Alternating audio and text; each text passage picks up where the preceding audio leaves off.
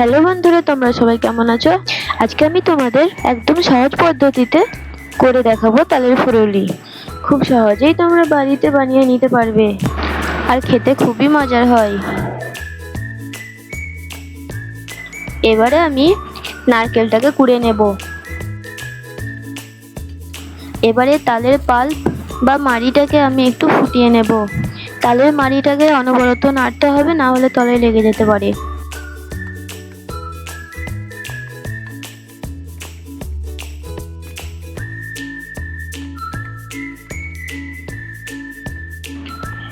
এবারে দিয়ে দিতে হবে চিনি।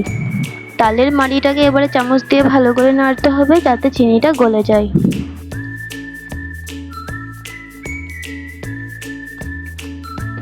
চিনিটা যখন তালের মাড়ির সাথে মিশে যাবে তখন নামিয়ে দেব, রেখে দেব। এবারে একটা পাত্রে দিয়ে দেব চালের আটা, সুজি, ময়দা দিয়ে দেব। তারপরে দিয়ে দিতে হবে জোয়ান। জোয়ানটা দিলে খেতে ভালো লাগে। দিয়ে দেব নারকেল কোড়া, দিয়ে দিতে হবে স্বাদ মতো নুন। এবারে দিয়ে দিতে হবে তালের মাড়িটা। তালের মাড়িটা যখন হালকা গরম থাকবে তখন দিয়ে ভালো করে মেখে নিতে হবে।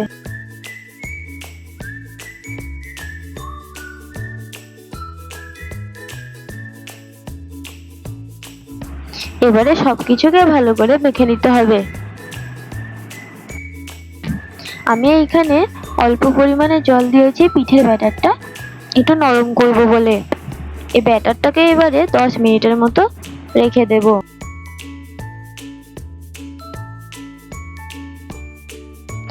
পিঠের ব্যাটারটা 10 মিনিট রাখার পর এবারে ভালো করে ফেটিয়ে নিতে হবে।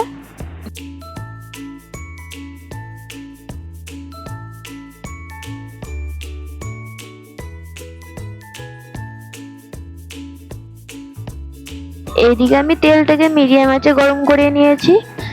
এবারে একটা একটা করে তালের ফুলুরি তেলের মধ্যে দিয়ে দিতে হবে।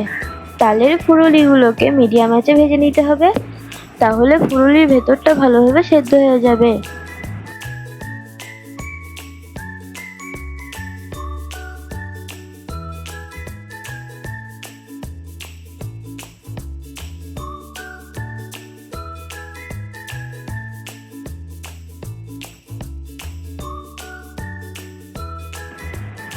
তালের ফুলুরিগুলো যখন এরকম লালচে কালার চলে আসবে, একটা পাত্রের মধ্যে ফুলুরিগুলোকে তুলে রেখে দিতে হবে।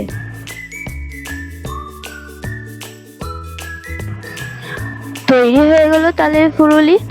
এই পদ্ধতিতে একবার বাড়িতে বানিয়ে খেয়ে দেখবে। তোমাদের যদি এই রেসিপিটা ভালো লেগে থাকে তাহলে কমেন্টে জানাবে কিন্তু, আর চ্যানেলটাকে সাবস্ক্রাইব করে দেবে, আর একটা লাইক।